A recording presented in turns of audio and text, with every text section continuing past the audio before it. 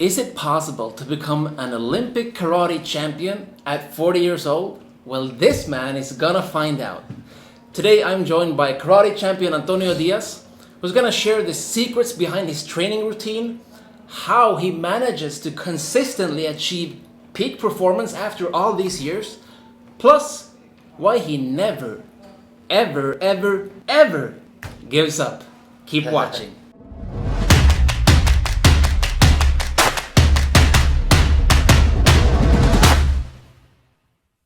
What's up? I'm Jesse from KarateByJesse.com, aka the Karate Nerd, and today I am joined by the one and only Antonio Diaz. Thank you so much. Thank you, Jesse.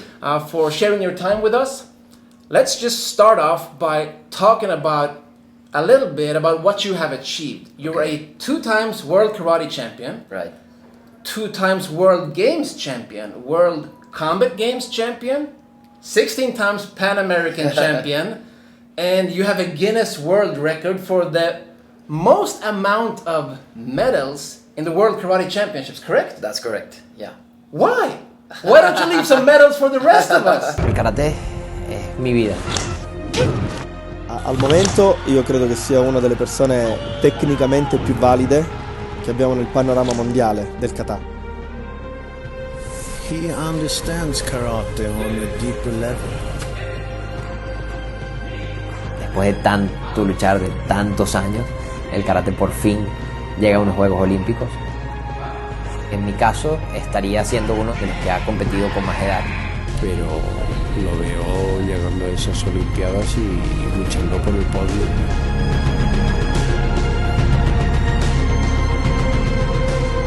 Y ahora sí me puse una fecha de cierre, ¿no?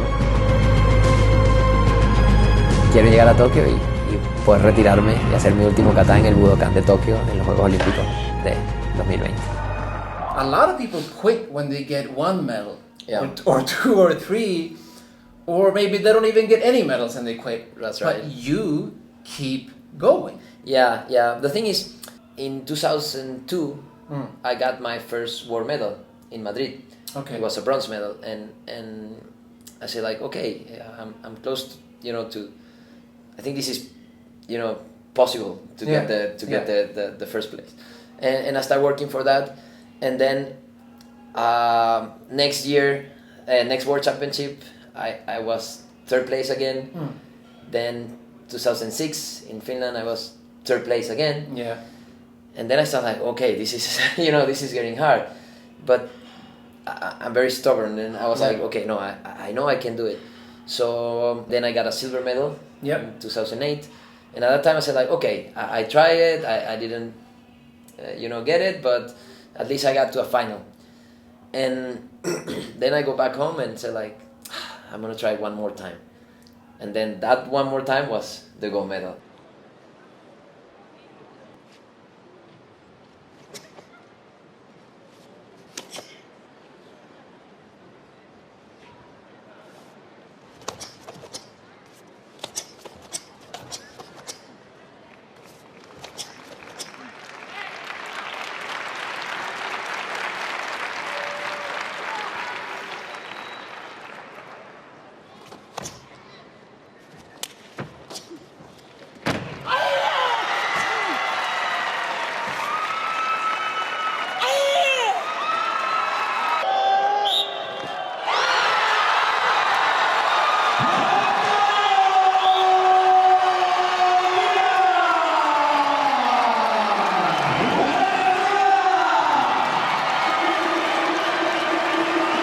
So for many years, Yeah. you were like you almost reached the top. Yeah. So inside, I knew I could do it, but it was getting like really difficult, and that's why I kept trying. I said like I'm not gonna give up because I know I can do it. So I just have to try a little bit harder, and then also I was enjoying what I was doing. Yeah. So I think that's the main thing.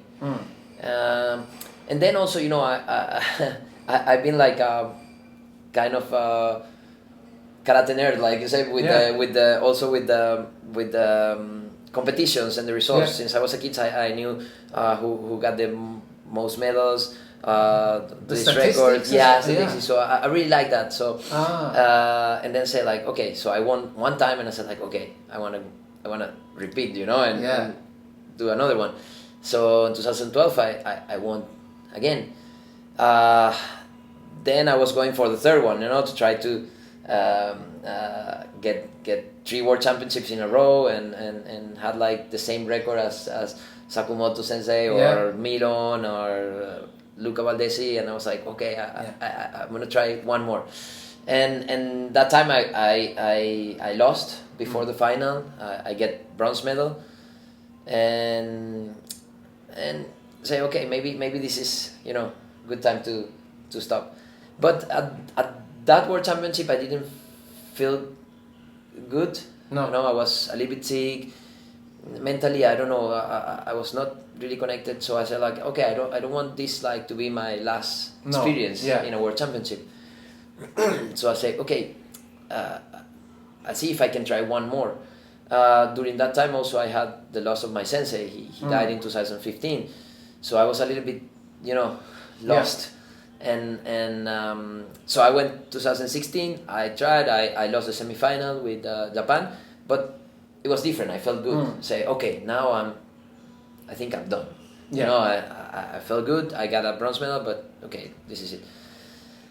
And then karate was introduced into the Olympic, and I said like, okay, oh no, I have to continue. Whoa, now what am I gonna do? I say, too many years competing, but I didn't stop. When they decided, I was still competing. I went to the World Championship in 2016. So I said like, what should I do? And also that year we had the Rio Olympics, and I was watching a TV, and I was like, I don't know. I don't so see you myself. started visualizing. Yeah, and I said, I don't see myself, 2020 or 2020 sitting in front of the TV and saying like, what if, So I say, okay, I have to do it. I have to try it. So if there are other people out there who feel like they are too old or it's too late to do something that they always wanted to do, what is your message to them? Do it. Many times we think only in the result. It's like, I got that experience, with the medal of the World Championship. I was like you say, many times almost. And when I see that, I say like, maybe if I did this different, I could have been world champion in 2004 or 2016. But at the end, if you ask me, I would not change, because all those almost gave me a lot of motivation and also a lot of learning experience, and I think not only for karate but also for life, and that's my message. If you think you're too old or it's too late, do it, because on the way you're gonna find small goals that are gonna be very rewarding and motivating. For some people, it is not motivating when they don't reach those small stepping stones. They stop. It's like a roadblock. And then they get discouraged, and they don't know how to overcome that feeling of negativity. So they get into a negative spiral and then just fall all the way down after climbing, a certain part of the mountain, But if you want to get to the top, you got to keep climbing. So how can you stop from feeling negative when you have those setbacks? You turn that into motivation. Others turn it into depression. I think the important thing is, if maybe you're not reaching something, try to go not backwards, but to put something a little bit smaller, like, okay, and understand that sometimes we have good days, bad days, not everything is going to be perfect every time. So I think that putting small goals, or and if you don't get it one way, try it another way, so I think being more flexible, that also helps, because sometimes if you're too like this, okay, I'm gonna do this, and you don't get it, it's like, okay, you get, like you said, discouraged, and okay, I don't do it. So okay, let me try to find another way, or try a different way, and maybe this way can work. So let's apply this to your kata, for example. Yeah. You must have done a lot of bad kata, Yeah. or average kata, and some very exceptional kata. So how do you keep going even though you make a mistake in a kata? It's the exact same thing, right? But now we apply it to the physical form, right? Yeah. So, or if you're competing and you had a shitty round and you did a bad kata, how do you keep going, or how do you kind of use that to move on and make an even better kata next time? I think. Or even if somebody out there is not competing, but let's say their sensei gives them criticism, Yeah. and they feel like it's negative. Again, they're in that same mental state. Yeah. And but like in the example you were giving, I think it's not easy, but you have to focus on what you're doing next. Like for example, you do one round, your kata was not good. That doesn't define what you're gonna do next. Like, so okay, I have always the opportunity. So if you do something bad, you always have the opportunity to do it better. And to improve in something. So I think that's kind of the mental way you have to approach to that. Not say like, okay, I'm not getting this. No, see in that an opportunity of improving, of doing something better. So, since you've been competing for such a long time, it has helped you with these different goals, different competitions, micro goals, macro goals. But for people who are not competing, how can they use goal setting to keep improving? Because if you just practice for health or for self-defense, it's not as specific as a competition, because it has a date. It has a deadline, and there is a clear goal. You need to win, you need to get a medal, but other people don't have these clearly defined goals. Yeah, I think when you're competing, it helps you to get that more structure. Would you have practiced this long if you didn't compete? Would you have put in all of these hours in the dojo if you didn't have these competitions coming up? Yeah, maybe it's hard to say, but I think in some way, maybe not so many, but in some way yes, because I really love the being in the dojo, and training.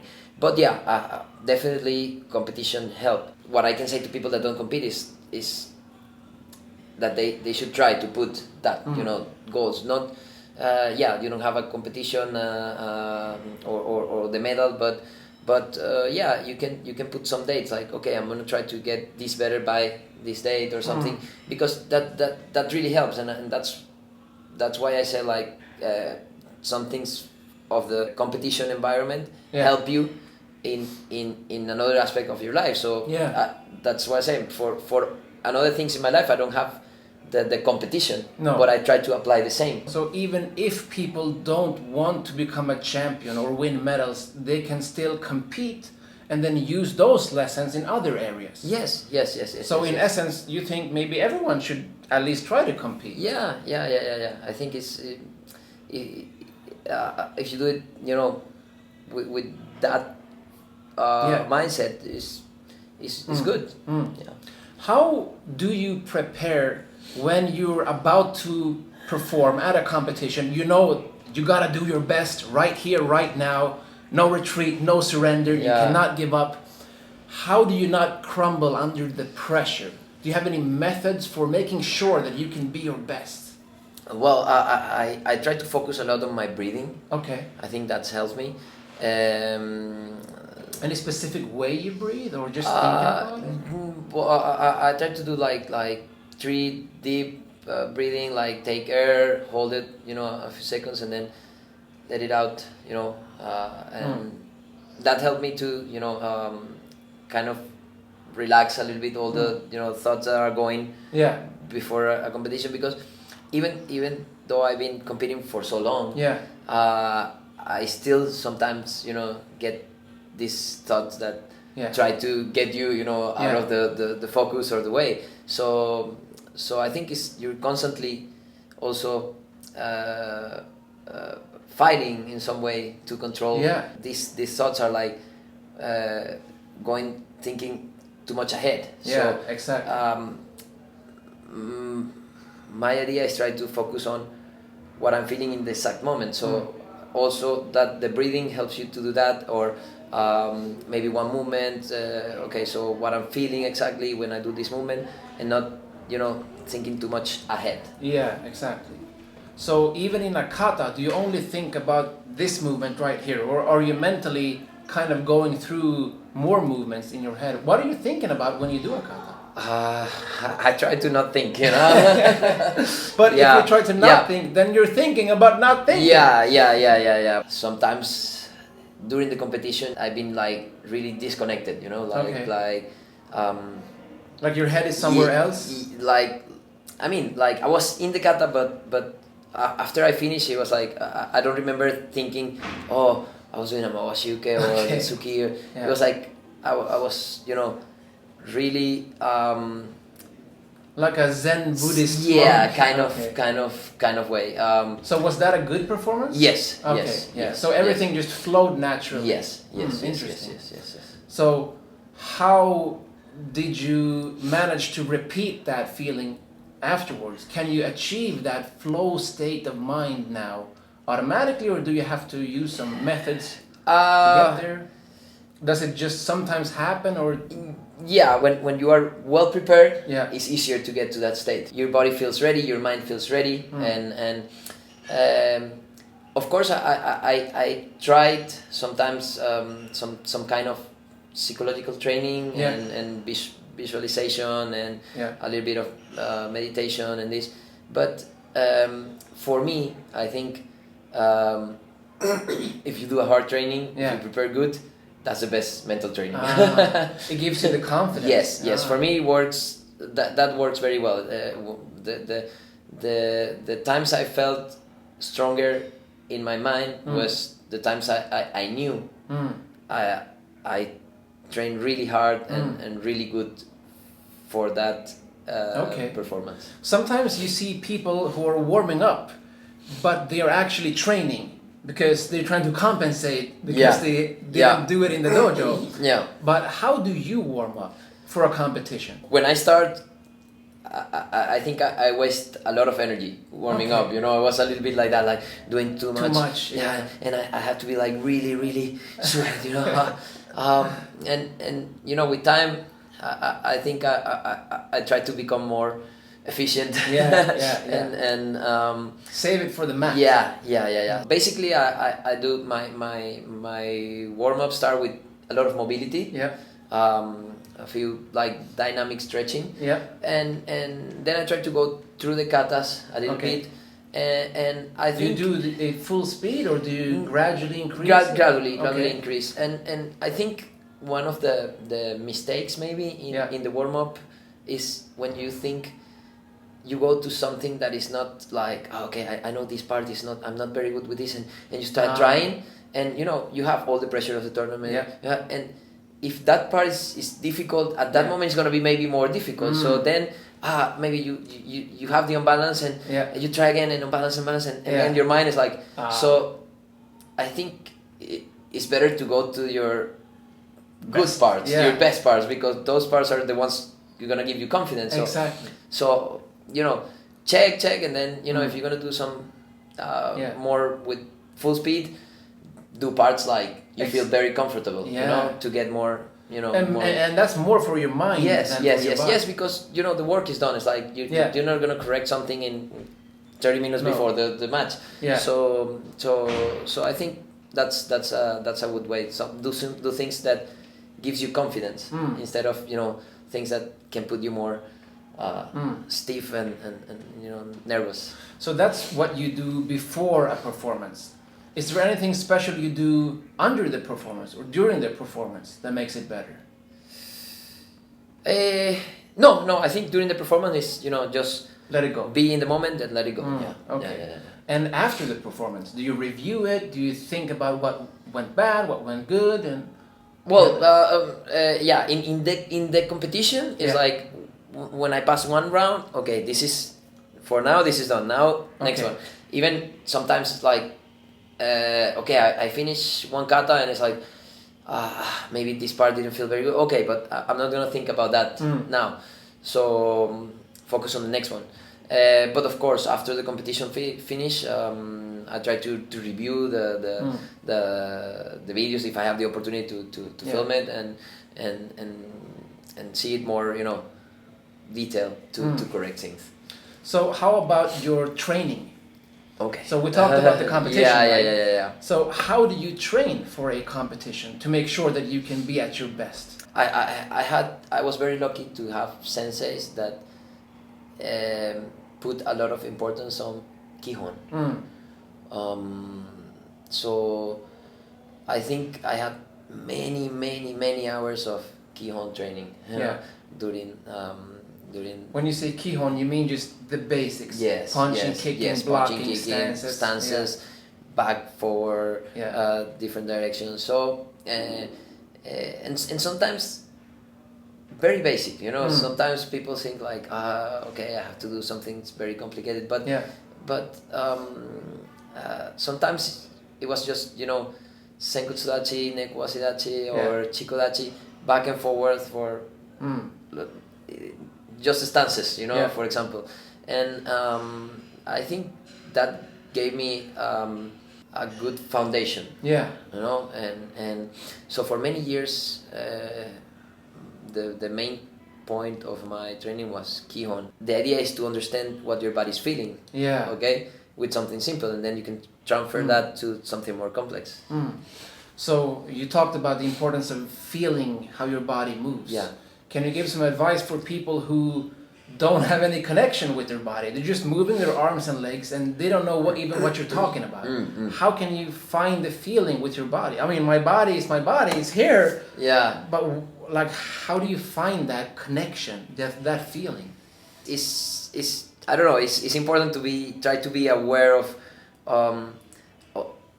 all your muscles. So that's I don't know. I mean, I think doing will be maybe the best way to say it. It's because it's difficult to say like, okay, how you can feel the body, but I will say like, do it, and that's why simple or Kihon is good, because okay, senkutsudachi, okay, let's do it, back, forward, and then you're gonna start, okay, my muscles are having some pain in muscles, so okay, which muscles are working now? Okay, so maybe that way you can start feeling, or I'm feeling here, maybe this is not, I'm not using the correct tension here, or I'm not relaxing enough here.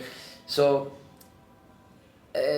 sometimes also I teach people to, okay, let's do Kihon, and it's like, okay, but you have to put the intention and the awareness. And the awareness, because if not, it's, you just... Some people are just thinking about other things. They're looking at what the other people are doing. Trying to look good when they're doing it. But you gotta kind of go inside. Yes. So speaking of the body, when it comes to physical training, a lot of people want to get faster and sharper and more explosive. And do you have any advice, especially as you start approaching 40 years old? I guess people say that your peak is at 25 and then it's just downhill. Do you agree with that? And how do you view the physical practice of karate? I think it's important to have a program that helps you, have that foundation of strength to mix it with the technique, So my sensei used to say like that it was like a pyramid, you have this, basic strengths, and I think also many people want very fast results, or they want to do, they see something now and because now we have a lot of information, with the internet, so maybe you see, these exercises look very impressive, because I'm doing something, I don't know, with one leg and this, or maybe you saw a video of one champion doing it, but you don't know what's behind that just small video, maybe they have a program that make possible to do that very impressive exercise, so I think the recommendation is always, try to do something that is has support, with not just invent and say, maybe this is nice exercise, and but I would say it's important to have a base, a strength base, and then I was talking about this pyramid. Then it's like the karate strength. So that's more when specific? I say well you can do some exercises that are similar to the angles you work with the stances, and then also like with the Kihon, doing some also exercise that can help you for this that strength, and at the end, at the top of the pyramid is the technique. So if you have all these, maybe I don't know, if you're doing one stance, I don't know, the neko asidachi, and you say okay, it's better if you put more weight on your back leg. But if you don't have enough strength, it's gonna be like, oh no, I cannot do it. So the concept of the technique of where to put the weight, if you don't have that support of the pyramid, maybe it's gonna be difficult to do the technique. So that's why I think it's important to have a physical training that helps you to support that technique. What do you think are some important ways or methods to improve the technique? Because we can say that we want to get better technique, but the question is how. Yeah. For strength, you can go to the gym, you can have a program and a plan, but technique, there seems to be so many different ways to do a technique, and how can we know how to do it? Do you have any specific methods to improve a technique? Oh, I think is trying, repeating, and you start finding. You're searching through repetition. Yes. Of course, I like I said, I've been lucky to have some guidance. To kind of what to look for. But then I think that's also a very nice part of the process. Try to also find things your way with that. Those key points. Then start finding. But I think through training and repetition, you start finding how that Suki is moving when I'm relaxed and when I'm stiff, and then you start finding this how it works better. So it's not that you make your own technique, but with some key points you find the way of improving your technique, or how to make your technique or your movements more efficient. So would you say the goal of a good technique is efficiency? Yes. Or how do you define good versus bad technique? I think the efficiency of how to be more effective using less effort or less energy. I think maybe that will be a good concept. How has your training changed during your career? Because you've been competing for such a long time. Do you still do everything the same way, or have you evolved or changed things as you get more mature in the art? I think with time you start also trying to be also more efficient with the time you have for training, and I'm trying to the times I have for training be focus more on what I'm doing. Before maybe I have more time, so I said okay, I can do the session a little bit more relaxed in a way. But now you got family and kids and responsibilities. I think now I'm facing a little bit trying to get the most of the time I have for training. So it's difficult, because I think to improve something like the technique in kata, you need time. So for other people out there who need to combine karate with their work, with their family, school, and all of that, they also need to be very careful about not wasting their training time. Yes. So how can you make the most out of your training? Do you have any advice or method? Because there's so much you can be training. Right?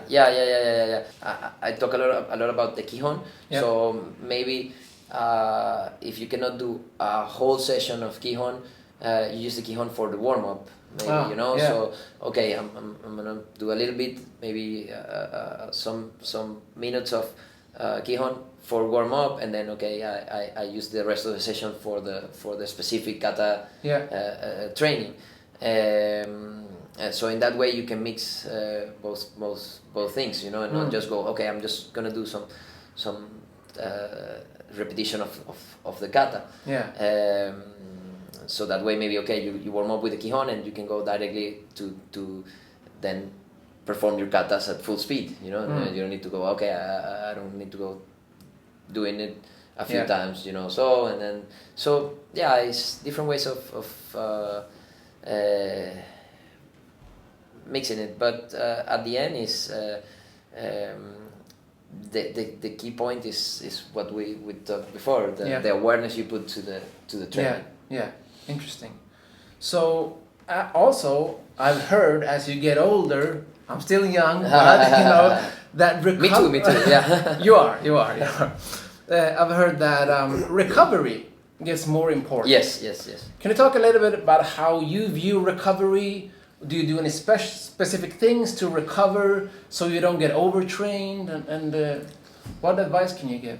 Well, I think rest is important. The hours of sleep you get. Yeah. So I like to train in the mornings. Yeah. So I try to schedule my day to get some at least Siesta? some time to sleep after some time the training, so maybe a power nap that can help you. Yeah. And at night try to have at least 7 to 8 hours of sleep if it's possible. And if it's possible, I try to put some massage sessions. Yeah. Sometimes I wish it would be more frequent, but that helps, you know. But yeah, I think recovery is important, and when you pay attention to that and the opportunities I had to get all these, you know, ways of recovery, I feel the difference, you know. The difference it makes on your performance or how your body is prepared for a next session or for a competition. So yeah, definitely is a very, very important part. So I think it's we're out of time. It's time to wrap up. But if you could just pick your top 3 pieces of advice, let's say to the average karate practitioner out there who wants to achieve peak performance and improve their skills and get better based on your extensive experience at being at the top of the world elite, like if you could boil it down to what you think will make a difference, 3 pieces of advice. So first will be, don't forget your basics. Quijón. Yes. Then be aware of your body. Yes. And your mind. Always be centered and aware. Yes. And last will be smile and relax. Smile and relax. Enjoy. Enjoy the journey. Yes. Thank you so much. That's awesome advice. Thank you. And hope you guys like that. Cool. Perfect.